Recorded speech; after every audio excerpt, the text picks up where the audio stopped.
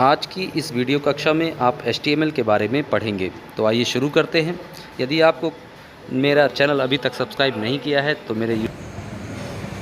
आज की इस कक्षा में हम HTML प्रोग्रामिंग के बारे में पढ़ने वाले हैं। ये हमारा लेसन जो है 6वां है और ये कक्षा 12 के छात्रों के लिए वीडियो बनाया गया है। इस वीडियो के माध्यम से आप HTML प्रोग्रामिंग क्या होती है, इसके बेसिक कॉन्सेप्ट को आप समझ सकेंगे। तो आइए शुरू करते हैं HTML प्रोग्रामिंग। तो प्रोग्रामिंग को समझने से पहले आपको ये जानना होगा कि प्रोग्राम क्या होता है। प्रोग्राम और सॉफ्टवेयर एक दूसरे के पूरक हैं और जानना होगा कि सॉफ्टवेयर क्या होते हैं। सॉफ्टवेयर हमेशा यूज़र द्वारा कंप्यूटर में तैयार किए जाते हैं और कंप्यूटर में किसी भी काम को करने के लिए आपको एक सॉफ्टवेयर की आवश्यकता होती है, जिसके माध्यम से आप अपने निर्देशों को कंप्यूटर तक पहुंचाते हैं। कोई भी सॉफ्टवेयर जब विकसित होता है उसे कंप्यूटर में ही किसी सॉफ्टवेयर के माध्यम से तैयार किया जाता है और वह सॉफ्टवेयर प्रोग्रामिंग लैंग्वेज कहलाता है। ऐसे सॉफ्टवेयर जिनमें नए सॉफ्टवेयर विकसित किए जाएं उन्हें प्रोग्रामिंग लैंग्वेज कहते हैं और प्रोग्रामिंग लैंग्वेजेस में आपके विषय में यानी आपके सब्जेक्ट में C++ और HTML दी गई है। ये दोनों प्रोग्रामिंग आपके कोर्स में है। इसमें से एक आज हम शुरू कर रहे हैं HTML प्रोग्रामिंग। HTML प्रोग्रामिंग को समझने के लिए प्रोग्रामिंग को समझना जरूरी है। प्रोग्रामिंग छोटे छोटे कोड्स, ऐसे शब्द जिनके माध्यम से हम प्रोग्रामिंग को लिखते हैं और प्रोग्राम लिखने के लिए जिन कोडों का प्रयोग किया जाता है उन्हें HTML में भी विशेष नाम से जाना जाता है। सबसे पहले HTML की बात कर लेते हैं और बताना चाहता हूँ आपको कि HTML 1980 में टिम बर्नर्स-ली के द्वारा विकसित की गई थी 1980 में और इसको विकसित किया था टिम बर्नर्स-ली ने। HTML वास्तविकता में अगर आप कंप्यूटर चलाते हैं तो सबसे ज़्यादा यूज हम लोग आज के डेट में इंटरनेट का करते हैं और इंटरनेट पर कोई भी चीज़ अगर हमें चाहिए तो वेबसाइट के माध्यम से वो हमारे सामने आती है। तो अब एक नया शब्द मिला, वेबसाइट।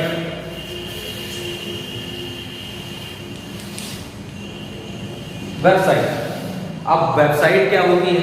इंटरनेट पर जो भी कंटेंट हमारे सामने आ रहा है वो वेबसाइट के माध्यम से आता है। वेबसाइट किसी वस्तु, व्यक्ति या किसी संस्था से संबंधित जानकारियां रखती है और कोई भी वेबसाइट वेब पेजों से मिलकर बनी होती है। अब एक नया शब्द आया, वेब पेज।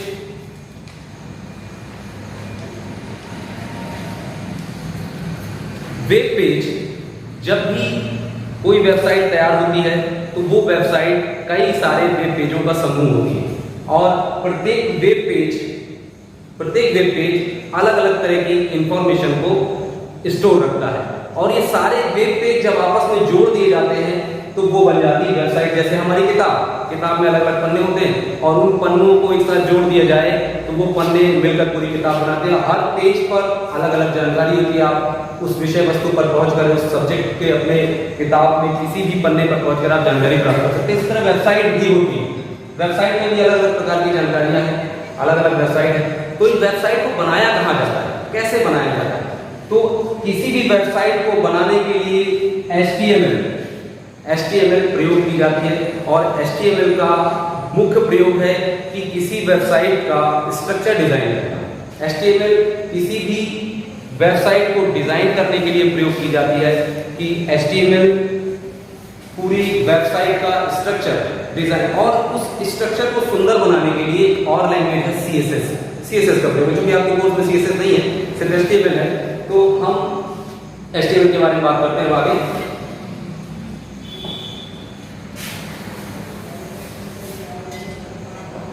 HTML में प्रोग्राम लिखने के लिए जिन कोड का प्रयोग किया जाता है उसे टैग कहते हैं, टैग। और इन टैगों को इस ब्रैकेट के बीच लिखा जाता है। HTML भाषा में बहुत सारे टैग हैं और इन टैगों को दो कैटेगरी में बांटा जाता है। एक तो है कंटेनर टैग और दूसरा है एम्प्टी टैग।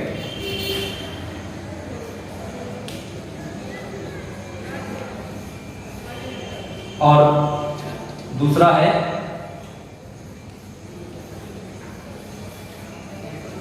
Empty tag. अब बात कर लेते हैं टैग के स्ट्रक्चर की बात कि टैग का स्ट्रक्चर कैसा होता है। HTML भाषा में जितने भी टैग हैं, ज्यादातर टैग स्टार्ट और एंड टैग से मिलकर बने हैं। तो मैं आपको इसका स्ट्रक्चर बता रहा हूं।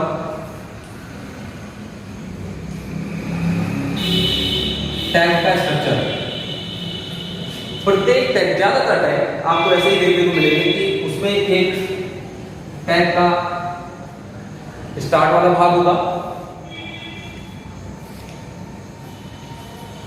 फिर उसका एक एंड वाला भाग होगा, और इसके बीच की जो जगह है यहां पर हमें कंटेंट्स, टेक्स्ट या कंटेंट लिखना होता है। अब समझना तो यह है कि HTML का प्रयोग हो कहां रहा है। HTML का पूरा नाम इसको डिफाइन करता है हाइपर टेक्स्ट मार्कअप लैंग्वेज। ऐसा टेक्स्ट जो किसी दूसरे ऑब्जेक्ट से या किसी दूसरी तत्व से या कंटेंट से किसी भी चीज से जुड़ा हो, उसका एक ऑब्जेक्ट से जुड़ा होना ही लिंक कहलाता है, जिसके कारण किसी भी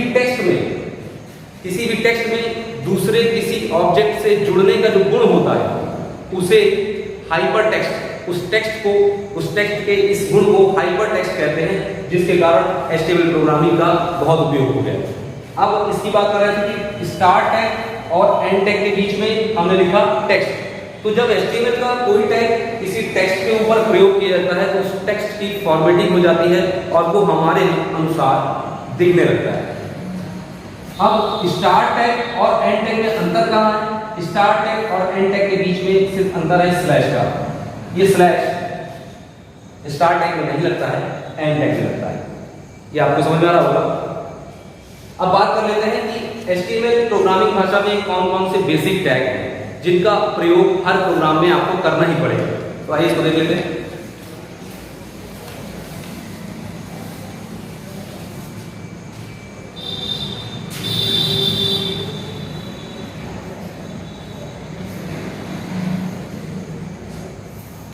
बेसिक टैग, ये 4 प्रकार के टैग हैं।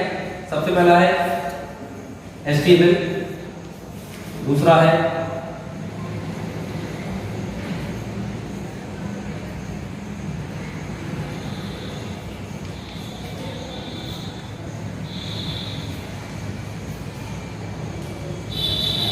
ये चारों टैग बेसिक टैग, इनका हर प्रोग्राम में आपको प्रयोग करना ही पड़ेगा।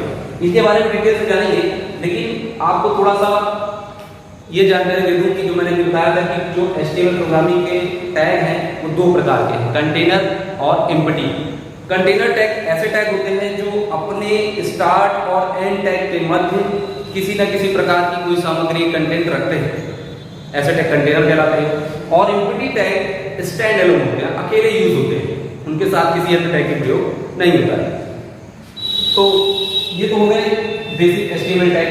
लेकिन अब HTML का हम प्रयोग कैसे करेंगे, कहाँ चलाएंगे? तो HTML की प्रोग्रामिंग करने के लिए जो सॉफ्टवेयर प्रयोग किया जाता है वो ज्यादातर नोटपैड या नोटपैड++।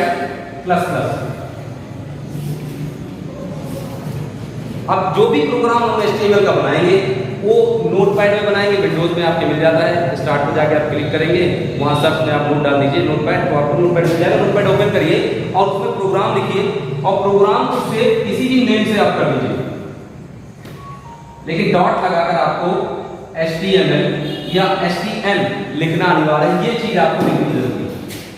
जैसे ही आप लिखेंगे ये आपकी जो पेज है वो सेव हो जाएगा और वो वेब पेज के रूप में सेव हो जाएगा। जब आप उसे रन कराना चाहते हैं तो आपको क्या करना होगा, किसी ब्राउजर का प्रयोग करना होगा। किसी ब्राउजर का प्रयोग करना होगा किस काम के लिए? उस प्रोग्राम को जिसको आपने HTML में बनाकर HTML से सेव किया है उसको रन कराने के लिए आपको ब्राउजर की जरूरत पड़ेगी। ब्राउजर्स आप जानते होंगे, जैसे हमारा गूगल क्रोम बहुत फेमस, सभी लोग चलाते हैं। आप अपना ओपेरा हो गया, आपका फायरफॉक्स हो गया, इंटरनेट एक्सप्लोरर हो गया, ये हमारे ब्राउजर से, ब्राउजर्स में जाकर आपको ये फाइल को ओपन करना होगा। ओपन करना बहुत ईजी है, वो मैं अपने अगले वीडियो ट्यूटोरियल में आपको बताऊंगा कि आप कैसे इसको प्रोग्राम को रन कराएंगे और कैसे चलाएंगे। मैं एक छोटा सा आपको प्रोग्राम बता देता हूँ जिसके माध्यम से आप एक प्रोग्राम बना लेते हैं छोटा सा और उसको आप अपने कंप्यूटर पर या मोबाइल पर रन करा सकते हैं। सबसे पहले आपको HTML टैग का प्रयोग करना है और लास्ट में उसका लिखना होगा। सारा प्रोग्राम इसके बीच में लिखा जाएगा, सारा जितना भी HTML की कोडिंग होगी इन दोनों टैग के बीच में लिखा है। ये इसका स्टार्ट है और इसका एंड टैग। कैपिटल और स्मॉल से कोई मतलब नहीं है, आप कैपिटल का प्रयोग करिए लिखने के लिए, स्मॉल का केस सेंसिटिव नहीं है, आप ऐसे यूज कर सकते। इसके तुरंत बाद हेड टैग आता है,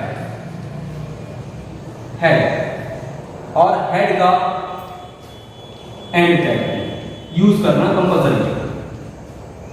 अब इसके बीच में लिखा जाएगा TI टाइटल, टाइटल टैग, और टाइटल टैग का एंड टैग चाहे इसके नीचे दीजिए चाहे आगे बराबर से लिख दीजिए।